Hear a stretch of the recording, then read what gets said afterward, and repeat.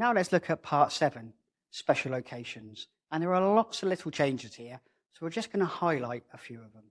The first one is swimming pools and other basins.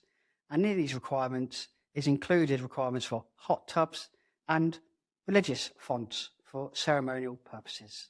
Conducting locations, so Chapter 706 has had some small updates.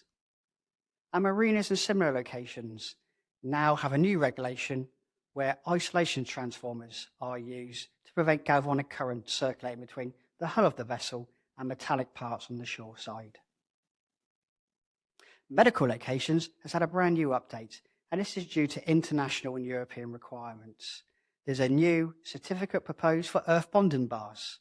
If you deal with medical locations, then this is definitely a read for you. Solar PV has had some small updates. Outdoor lighting, section 714. Outdoor lighting has had a welcome proposed update, where now only 30 milliamp RCD protection is required if the lighting does not have a minimum impact rating of IK08.